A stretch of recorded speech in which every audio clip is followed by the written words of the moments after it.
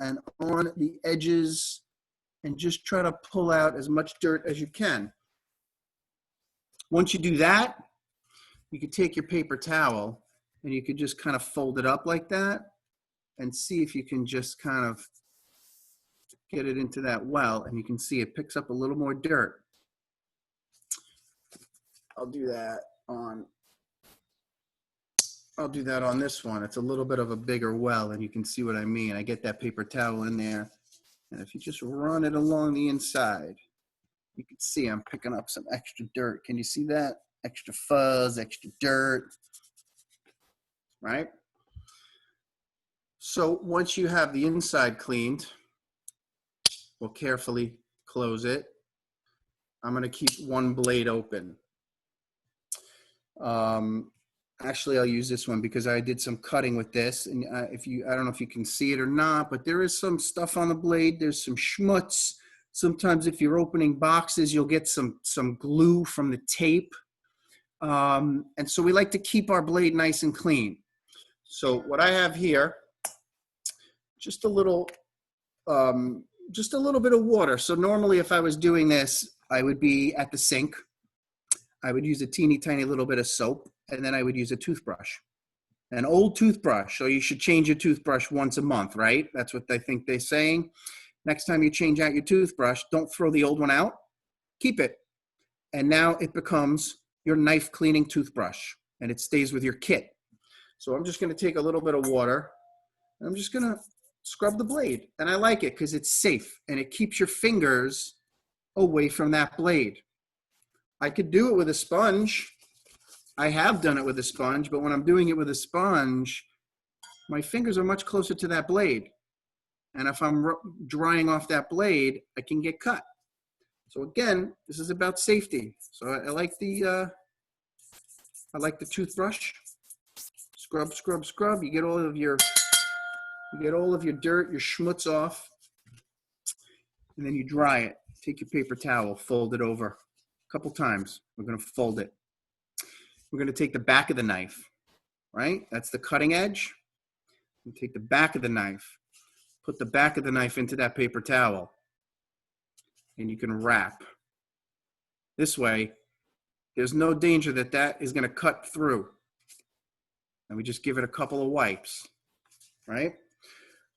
So now my blade is clean. Inside is relatively clean. And what I like to do also is, I'll show you sometimes when I have all of my tools on hand. I'm going to try to go through these tools so you understand how they fit in to your sharpening system. Anybody have one of these on there, in their kit? You guys all have your headlamp? All right. So what I like to do is I like to have my headlamp handy. I'd like to point it downward. This way, as I'm working on my pocket knife and as I'm cleaning it, I can really, really see into that pocket knife. And it gives me a lot of light, and I know if I've cleaned it. I could tell if there's anything still stuck in there. I could tell what's going on. And most of the time I keep this on my head because then I use it for sharpening. So that was simple, right? Cleaning a pocket knife, maintaining it. Give me a thumbs up if you think that you can handle that. Awesome. And it does not have to happen every single day, but if it's something that you carry, if you go to a camp out, if you use it, if you're cutting wood, if you're cutting sandwiches, if you're cutting steak, your food, by the end of that weekend, you're going to want to give that a really good clean out. So our pocket knife is clean. It's ready to go. This can go back into my pocket and I could use this unless, does anybody want to take a guess at what is the unless? What's going to tell me if this pocket knife is ready or not? All right. So you want to just unmute yourself and shout out? Go ahead, Dominic.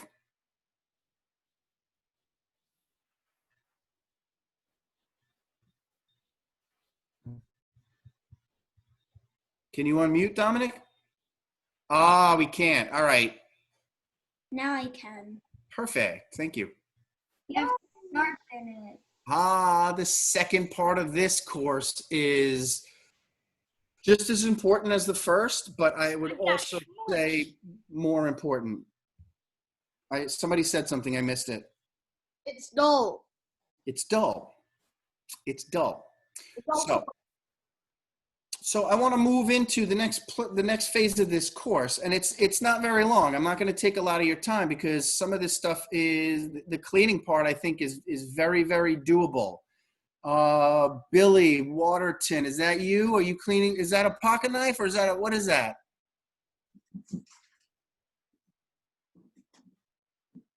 it's a butter knife. It's a butter knife. So you're practicing on a butter knife. That is safe. Good. I saw you scrubbing it vigorously. I just wanted to make sure you're being careful.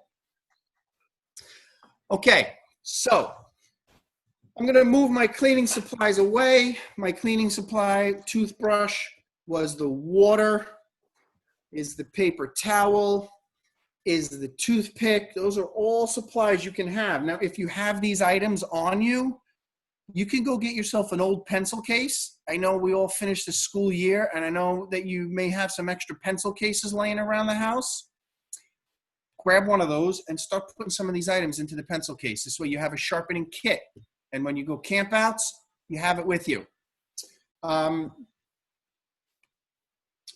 we're going to move into the sharpening piece of this.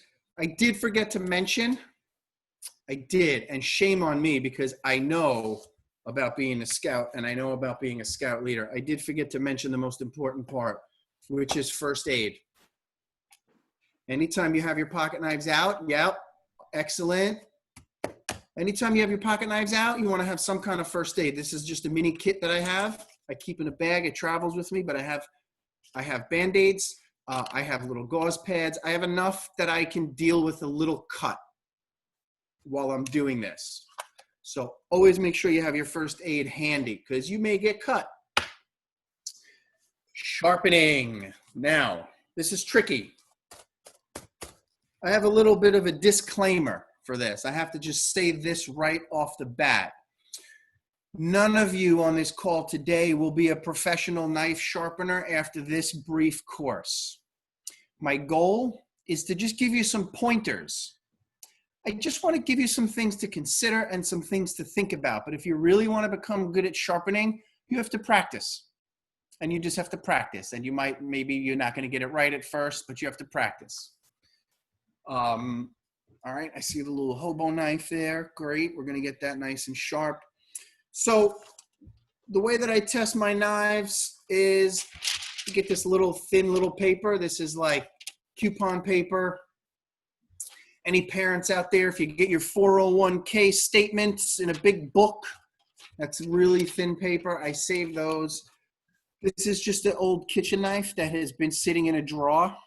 I can look at this kitchen knife and it looks like the butter knife that we saw. So if I try to cut this paper, I mean, it actually is better than I thought it was going to be. But this knife has some problems. This knife has some edge problems. I mean, it'll get through, but I can feel it's like tearing more than it's cutting. This is my demo knife. I've been cutting with this. I've been using this. I just cleaned it. The edge, again, it'll cut. If I had to cut a piece of rope, if I had to cut some wood, I probably could. It's what we call a working edge. It'll do some work, but ultimately, what we're looking for is something like this. Can you see that? It's just effortless. See that paper just flying off. So that's where we want to be. I don't know if we'll get there today with this knife because it may take a little bit of work. But here's what I'd like to show you. I'm going to go down with the screen again. I want to show you some basic sharpening items. Okay, let's move a couple of these pocket knives out of the way. A couple of basic This is a simple kit that I go with. This is my basic field kit. It consists of a flat little sharpener. Same on both sides. It consists of a little rod sharpener. And it consists of a small piece of leather, which we will call a strop, right? Now, this is where it gets interesting, because this is your sharpening stone. This is what's going to be putting an edge back on your knife. I want to take a little bit of water. You could use water, you can use oil. Sometimes I have stones that use oil. This is a different setup. I use oil on these. You use water on these. I would suggest you start with water. Get a little bit of water on there. And I'm also working on a tablecloth that's specifically for this, or arts and crafts, or coloring. Please do not put all these items on your parents' dining room table. They might scratch it. They might damage the table. So always work on a surface, tablecloth, piece of cardboard, an old magazine, whatever. But don't damage the tables. And we want to really kind of just get some water on there. And then what we want to do, we're going to take our knives. I like to lay this right in my hand like that. Now, keep in mind that for some of this, I'm going to be cutting towards my finger. So I want to make sure that I'm going slow, and I want to make sure that I'm stopping. And basically what you want to do is, I'm going to share an image with you guys really quickly so you can kind of maybe get a visual of what we're doing here. Because now we're kind of getting into the microscopic. So, actually, let me go back to Zoom. I'm gonna, where's my Zoom? There I am. I'm going to share a screen if I can. I'm gonna share my desktop. Can you use any kind of stone? Can you guys see this picture? I see you. Can you see a picture with all these different knife blades on it? No. Okay, let me try this again. Hang on. No, I don't see it. Not at all. Look at the chat. Everybody's saying no. Let me see. Hang on. Let me see if I can do this. Desktop.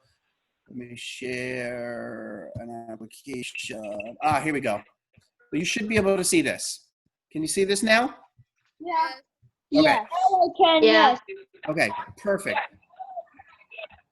So if you're let's get on mute for now. And this is a cross section of your knife. If you looked at the blade, this would be how it looks. That's the fattest part. That's the stock. And here's where your blade stock starts to thin. And this is what we want to focus on right there at the edge. That's your edge. That's your edge apex. It's probably going to look like this. So we're looking at this tiny little edge and this tiny little edge. How are we going to possibly be able to see that edge? That's the question, right? Well, I have an answer for you.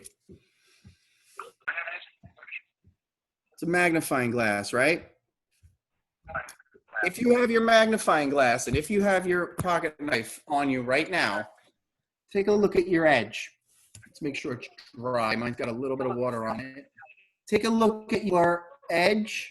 You can see on each side how it gets sharper. It drops to an angle, almost like a triangle. So if you can see that, that's the part of the knife that we want to work on, because if we don't work on that part, we're not sharpening anything. So again, we have our stone, a little bit of water on it, and we're going to try to, so we lay our knife flat, and then what we're going to try to do is you pick it up at the back end a little bit, and you try to match that angle. I'm going to turn my headlamp on so I can see, and I want to watch and see just as that angle tips up. You don't want to go too steep, and if you go too shallow, you will not be hitting that edge, you'll be hitting the shoulder of the edge. Now, here's what I've learned over doing this for so long and so many different kinds of knives. It's very difficult to see, but sometimes you can feel it. If you tilt that knife and if it really, really slides smoothly, then you know you're on that edge bevel. You want to be on the flat part of that edge, but it's really, really small. And then once you get on that edge bevel, you can use some scrubbing passes. You can go back and forth. Some books will tell you don't go back and forth. Some books will. Some books will tell you just do passes like that. I'm going to tell you, try out the methods and see what works. I prefer at the beginning, I like to do some scrubbing passes. Back and forth, back and forth. And I want to see, just based on what I'm doing here, can I get this knife to slice that paper better than it did before? That's my goal. So I'm going to just continue to scrub this knife a little bit. I'm not using a lot of pressure. I'm going very gently, and you can feel it. You can feel that knife gliding. You can feel also, if your angle is too steep, you'll feel it kind of cutting into the stone, and you don't want that because you don't want to damage that edge. If you go too flat, you won't be hitting the edge. So you want to get that sweet spot. Every angle's a little different. Every knife is a little different. So you want to find out where your knife is, and you want to be sharpening that angle. I've gotten very good at this. I've done hours and hours and hours of this on a lot of different knives. And you could notice too, if you do this for long enough, I see Philip using his magnifying glass. I see Hunter really trying to get that angle. Stick with it, stick with it. And at the beginning, you're going to go slow. I'm just going to take a break. You guys continue what you're doing. I just want to scroll through the screens, and I want to just see what's going on. Yep, Anthony's working. Donna Marie. I know some of that is not everybody's real names. I'm calling it out like I see it. James, you working on that? Look at what you're doing, though, not at the screen, James. Very important. All right. Donovan and Giovanna. I see some sharpening happening. And so what you want to do is you want to have some of this paper. So you're going to start like when magazines come in after you read it, when you're done with that magazine, you save that magazine, because what you want to do is at some point you wipe off your blade very carefully. Make sure it's dry. Wipe off your blade and you go back to your paper. Ooh, is that edge any better than when I started? And I could tell you just after a minute or two, this edge is much, much cleaner, much sharper. It's not perfect. It's not perfect. If I really want, I'll go back and I'll work on it, but I could feel it's a little better, but it's not where I want it to be. I'm going to take another minute or two. And I'm going to go back to it. Another drop of water. And really, really pay attention. Make sure you're testing your edge on something. Sometimes I keep those little, you ever go to a party, you go to the bar mitzvahs, you get the little foam things that light up. I keep those because I use them to test my edge. I'll slice those and see how sharp my edge is. So little things around the house. If you don't need them anymore, you can practice cutting. I'm going to go a little bit more aggressive with this.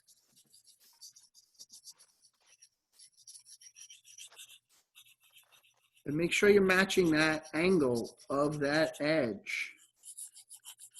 And if your knife is not getting sharper, then you're just not on the right angle. You're going to have to find it. You're going to have to go a little shallower or a little deeper. And then also, let's not forget our magnifying glass, because if there's a chip in that blade, you're going to want to see it. If that edge is rolled over, sometimes the edge rolls over because it gets weak, you're going to want to see that. Go back to your edge. And your headlamp gives you extra light. So this edge is looking good. I don't have any chips. It's nice and straight. It's getting a little shiny, which means it's getting nice and polished. Here's another trick. You ready? This is very careful. Be very careful with this because I'm actually going to have my fingertip close to that edge, that blade. Sometimes the edge rolls. Instead of being straight, it'll roll to one side. And so what you can feel is if you use your fingernail and you pick off the edge of that blade, you can pick. If your fingernail gets stuck, and won't pick off the edge of that blade, you have a little roll on your blade. You got to go back and you got to use that stone and straighten out that roll. This one's pretty good. No rolls on this. But if it sticks and it it won't let you pick, you got to roll in your blade, and then you have to kind of take care of it. So that's why I tell you, keep going back, check your blade. How am I doing? It's not shiny all the way on that edge. You got to adjust your angle. I want to stop here and see if anybody has any questions.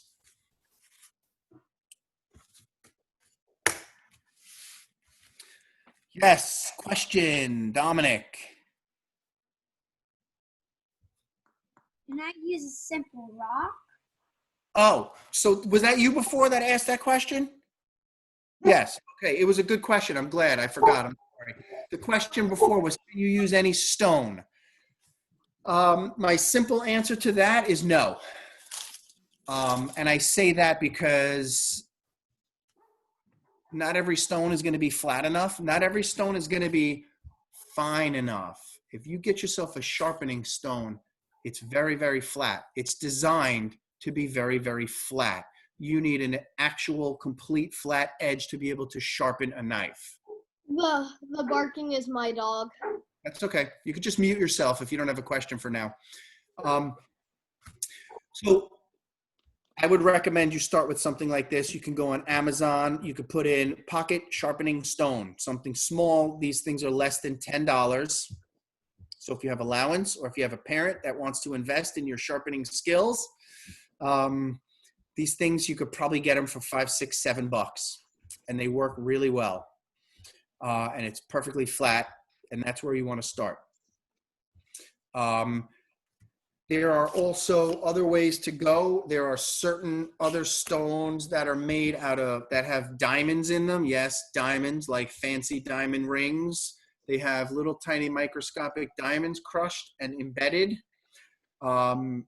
I don't think you need that. I think that's for more aggressive sharpening. I think that's for steels that are much, much harder. This is a hard steel. But just so you know, you may come across some of these options. This is a $20 item. This is probably less than 10. So for scouts that are starting, this is the simple. And it's flat, and you can really, really get a good sense of how to sharpen. Keep it wet. Make sure you clean it after. Let me just check my agenda. So I just forgot to mention also when I'm doing maintenance, I have one of these. This is it's a little driver with extra bits. And so if you have a knife like this, that opens and closes, that has a liner lock, that's a little more modern. Some of these, I saw somebody cutting with one earlier. Who was it? I don't remember who it was. But if you have one that looks like this, sometimes it may need to be adjusted, and it will let you adjust the pivot, make it tighter. It'll also let you take knives like this apart. You can take these apart and you can maintain them. I don't usually do that. I usually do what I showed you. If you have a knife that's open in the back, like this one is open in the back, you can see through it, right? Sometimes I like to just take that paper towel and just kind of use my toothpick, maybe poke it through, and maybe just be able to just clean it like that. So really any way that you can to get into that tiny little space and just keep it clean. That's really what we want to do. And the sharpening, because a sharp knife will cut better. It will be easier to cut, and it will be less likely to injure you, because if you have a dull knife, you have to push harder, and then you may slip.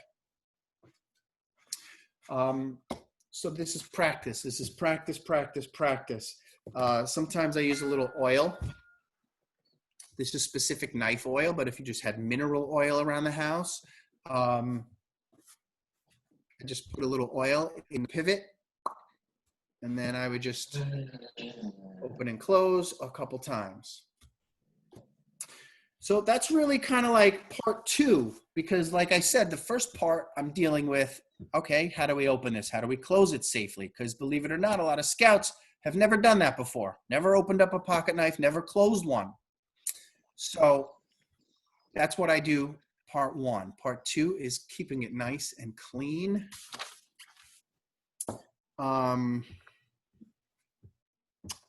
Hand sharpening. So if you really want to get fancy, I always like to show this.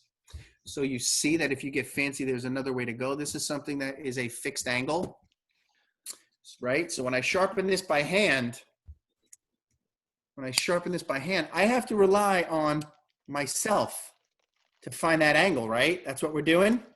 We're trying to find that angle. Maybe I'm right, maybe I'm wrong. Something like this uses a stone. It's on a rod. It goes into a slot, and that slot is a particular angle. This right now is a 17-degree angle, and I could sharpen this, and it keeps that same angle. So this is a little fancier system. I use this too. But for you guys, this is simple, and this is what's going to teach you. Does anybody have any questions? Did anybody discover anything? Did you look in your knife and you were like, yeah, that's really dirty. I pulled all kinds of fuzz. Or maybe their knife was really dull, or maybe you were able to get a better edge. Anybody share anything? Well, for me, the knife that my dad gave me, it has a screwdriver on it, and I was like using the Can you hold it up? Uh-huh. It's Yep. this one. Yep. And it's got this screwdriver on it. And like there's gaps in between, like in the middle of the screwdriver, and as I was like using the toothpick, there was like a giant piece of fuzz in between all of it, so I got that out. You had to get it, right? I understand. You had to get that out. Yeah, I did get it out. It was pretty Absolutely. easy. to get that out, Absolutely. And that's what this is about. You go in and you see the fuzz, because over time, believe it or not, you keep all that fuzz in there. It's dust, it's dirt, it's stuff from your pocket. And over time, if you don't clean it, one day you're going to go to use your knife and it's going to go like this. And it's not safe now, because now you can't open it and close it safely. So thank you so much for sharing. No problem. Anybody else? I probably discovered that my knife was very, very dull. Very, very dull. So you have some work to do. You have some practice to do. If you look at your knife, right? You take your knife in front of you, and if you look at that blade, hold the blade towards you and look at it, right? And examine it. And what you could see is, if you see that there's on the blade edge itself, if you see that there's specks of light that are reflecting off of that edge blade, you have a dull spot, you have a flat spot, you have a chip, or you have a roll. You have a part of that blade that is not prepared to cut. So once you do a visual inspection, then you can go back with your stone and you can target that area. Let's say that I know that I have a roll right on this part of the blade. Well, now I can go back and I can work out that part of the blade. So that's why I say that visual inspection, use your headlamp, use your magnifying glass, really look at that, because you're gonna need it. And if you don't take care of it, you're gonna pull it out and it may not do the job you need it to do. Any other questions? Any other findings? Any other wonderings? I wonder if you can use a knife and sharpen it if it has a chip.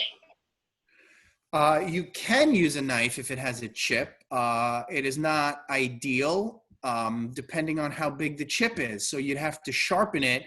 But in theory, you'd have to sharpen that knife to the point where it's past that chip, right? So you now have a complete edge.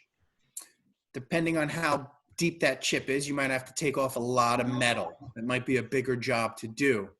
But yes, you could technically use a knife if it has a chip. Yes. Thank you. You're welcome. How about a Swiss Army knife? Are they better recommended?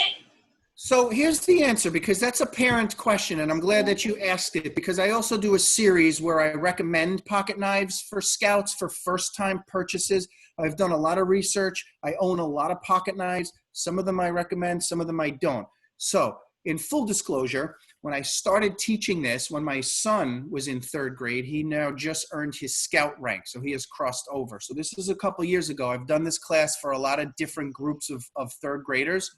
I used to recommend a Swiss Army knife. That's what this is. This was my starting point. But what I used to see is tiny little fingers, tiny little fingernails with that are maybe not as strong, and little hands that maybe don't always have the strength to overcome the spring, right? This is a spring, like I said. It springs open. You can see Spring lock. a slip joint that uses a spring. So what I used to see is scouts going like this. Oh, And then when they would learn how to close it, the snap on this, it's pretty snappy. So if a scout has their finger there and they snap that blade shut, it's a problem. So they're great. I recommend them. I think every scout should know how to use it. It has useful tools on it. It has a screwdriver. This screwdriver is what I use when I use this sharpening. So it's very useful. But I do make sure you're careful, make sure you understand how to use it. I started recommending knives like these because there's no tension and it's safe. Once you disengage it, there's no snap to this. There's no snap. So it's very safe to close, it's very safe to open, and it locks. And I learned this by watching my son use a lot of my pocket knives. So I do recommendations like this, and if everybody likes, I can forward to Kim, I can forward to John, to whoever needs to have this. I can forward some other documents if you're interested in recommendations. What should I get my scout? He's in 2nd grade. He's going into 3rd. He's going to need to do this. I can make some recommendations for you. So these are great, but also understand that you have to be very careful when you're opening and closing these. Can you use any flat stone to sharpen a knife? Well, if the stone is really, really perfectly flat, most probably what you have is a sharpening stone. You can use, to be honest with you, I don't have anything on me right now, but you can use, because like I showed you, the opposite side of, so this is diamond, this is ceramic. So if you had to, you can use the bottom of a coffee mug. You could use the bottom of a plate, of a dinner plate. If you look, there's that little circle on the bottom that is not coated. It's not glazed. It's very dull. Put your finger on that. It's abrasive. It's about as abrasive as this. So if you got in a pinch, you could use the bottom of a coffee mug to sharpen. Okay, thank you. So there are things that you can use if you roll down your window in your car. The top of that, you could use that. Like, there are things that you could use, but as a scout who's just learning, I suggest that you convince your parents to make a $7 purchase, and you have this little piece, and it's always in your kit, and you always have it. Okay, Anyone thank else? Yeah, you're welcome. I don't own a whetstone, but Okay. I do have this file. Could that work for sharpening a pocket knife like this? Can you put it a little closer to your camera? It's hard to see the consistency.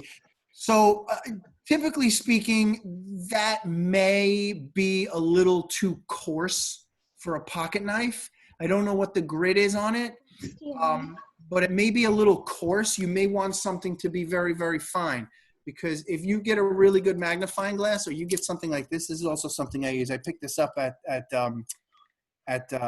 Sierra Trading Post. It has a little light, and basically what it is, it's a super duper magnifying glass that goes right up to there, and I look in that, and I can see everything that's going on with my edge, every scratch, everything. So to answer your question, it might be too coarse, and you might not get the correct kind of scratch pattern to be able to effectively sharpen, Got it. right?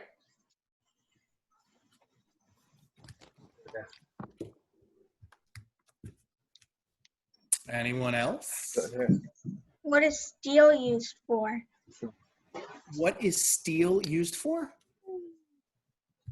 I mean, steel is used for a whole bunch of stuff. Buildings, tools, everything. If you want to know specifically, I steel. think he means a sharpening steel. I'm sorry. Oh, what is the sharpening steel? Yeah. Okay. So that came with your kitchen knives, right? And it's metal and it's got the ridges on it, right? So typically speaking, that's used to kind of hone a knife in between uses.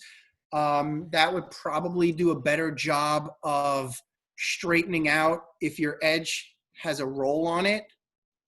But if you have an edge that's really actually dull and it needs to be sharpened, if your edge looks like that butter knife, then you're really going to want to use something that's a stone, something that is more abrasive. A lot of chefs will use the sharpening steel in between, you know, before they're getting ready to cook, just to kind of like touch it up. But you should have a stone on hand for if it actually really gets dull and that edge needs to be kind of reshaped. How about like this sharpening like tool or whatever this is? Can you hold it a little bit so I can see it? Let me. Oh, so that's a pull through. Yeah, because Well- it's the only one I have. So people always ask me about a pull through sharpener, and I'm glad that people always ask me about it because it's a really good question. Technically speaking, I don't recommend those kinds of sharpeners. And there's a couple of specific reasons why I don't recommend those. And I used to, but I learned a little bit more about sharpening, and so my opinion has changed. If you look at that picture that I showed you, let me see if I could get that picture back up.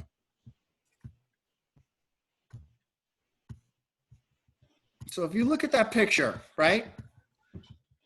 That angle has a very specific shape. It looks like a V, right?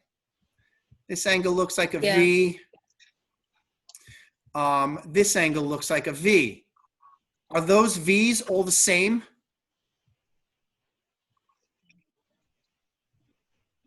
Do they all look the same? Are they the same size? Are they the same angle? No. Okay. So what you get with those pull-through sharpeners is you get one angle that's fixed. Look at that sharpener. You'll see a V. You get one angle that's fixed. That angle will not change. But depending on what knife you're sharpening, that you may need different angles. So that's why this is good, because you can have any angle that you want. You just need to get good enough to match the angle. That's why I like this, because I could pick my own angle. And if you notice what I did on here, can you see the colors? Can you see the dots? Yeah. So those dots are different colors. Those dots are right here. Those dots are different colors, right? So this is the blue knife. Here's a blue dot. So when I come back here in a year, because I don't live here, I'm staying somewhere. When I come back here in a year and I need to sharpen this knife again, I'm going to remember what angle I used. 17 degrees. Everything else got 20 degrees. So that sharpener only gives you one angle, and I'm going to bet it's not going to exactly match what your knife has. Does that make sense? Yes. Who asked me that question? Where'd you go? I forgot. Oh, yes, Noah. So does that make sense? Yeah. Yeah. Plus the other idea is When you're pulling through that V, you're sharpening this way, right? You're putting it in and you're sharpening. That's not the way that we sharpen. We don't sharpen this way. We sharpen on the edge this way. The only reason I was using this because this is all I have. No, absolutely. And there's other guys that have held that up and I give them the same answer. I don't want to make anybody feel bad about what sharpener they have, but when I think about the science behind it, the physics behind it, that's what you want. You want something that's flat.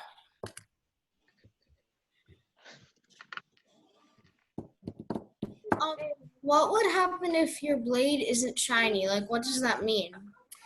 It just may mean that it's not as sharp as it could be. If you want to do a test after you sharpen, go get yourself a pencil and see if you can put a point on that pencil. And if you could put a point on that pencil pretty easily and your knife is kind of going through, and again, I don't have my pencil on me. Miraculously, there's one in this drawer. There's not. How about this? Look, how about this? I'm going to take my toothpick that I use. I'm going to take my toothpick and I'm just going to, let's see how good this is. I'm going to try to do some tiny little shaving. You ready? Can you guys, I don't even know if you can see that. It's so tiny. I'm going to try to get a couple of little curls. So I don't know if you can see that. There's a tiny little curl on there. Can you see that? Can somebody say yes or no? Can you see that? Is that coming through? Yes. If you can get yourself, if you can take a little piece of wood or a stick or something, and you could make yourself, look at that one. That knife just bites. And look at the little tiny shaving I was able to make. So if you could make yourself some nice little shavings like that, your knife is probably sharp enough. And what happens is, if you took my course on making a fire, primitive fire skills, you would know I'm using all those shavings to start my fire. So one thing affects the other thing. My sharp knife is going to do the job I needed to do. It's going to make my shavings so I could take those shavings and start a fire.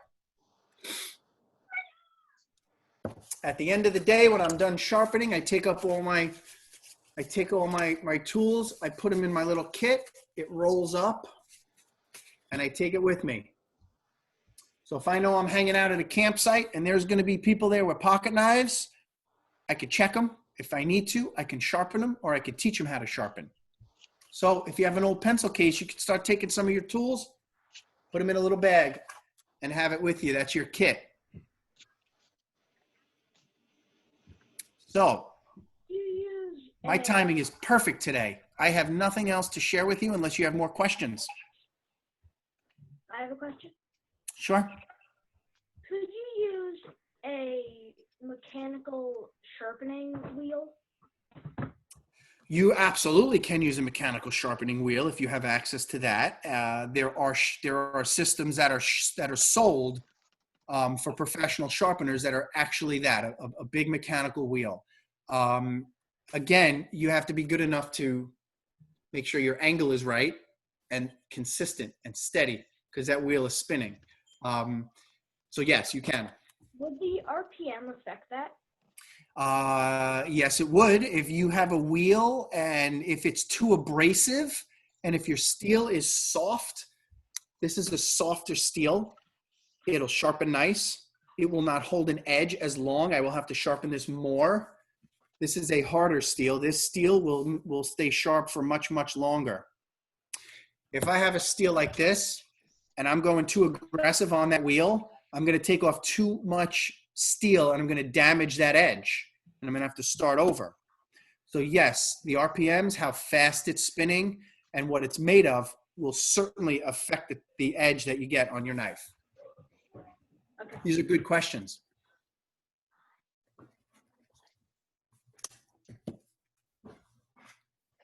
Anyone else? Anyone else? I want to see you sharp. You guys need to practice. Bug your parents. I'm going to give you permission. Sorry, even though it may not be my place. Bug your parents, if you don't have that sharpening stone, it's a very, very low ticket item. Birthday gift, stocking stuffer, or just general, hey, my kid's a scout and he should have one.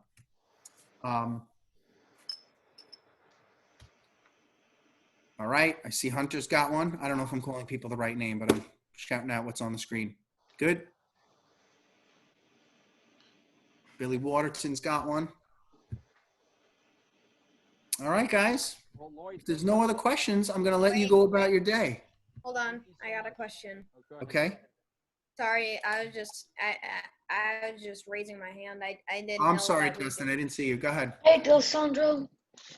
Hey, Noah. All right. I have been using the Swiss Army knife for a long time. Since I use it a lot for making campfires in my backyard. I have a lot of it's not very shiny. It's pretty dull. And do you think? And I don't have a sharpener. Do I just buy one, or do I move on to a new knife? Well, I have a couple of answers to that question. My first answer, and sticking to the purposes of this class, you learn how to sharpen that knife. You get yourself a stone, you learn how to sharpen that knife, and it becomes a companion, and it becomes something that you learn how to take care of, and it becomes something that you have. You take care of it, you have it until you're my age. Like a pet. Like a pet, like a tool, like a trusty tool. I usually have a pocket knife on me, except not in school. I will say that to everyone. Never in school, never, ever in school. You didn't forget it in your bag. You didn't forget it in your pocket. As a day job, I'm an assistant principal in a public school. So I'm telling you all, never in school, right? Okay. But I will tell you my second answer to that question is I can't really tell you not to buy another pocket knife because you see what I have going on here, and this is only a fraction of my collection. So for me, I enjoy it. It's a hobby for me. So I do buy more pocket knives, but I maintain them all, and they're all razor sharp. Okay. All right, I think that's All right. Lloyd, thank you so much. Thank you. You're welcome.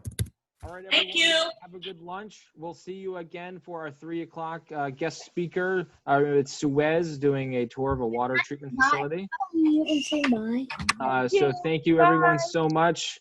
We'll see you later. Thank you. Bye, everybody.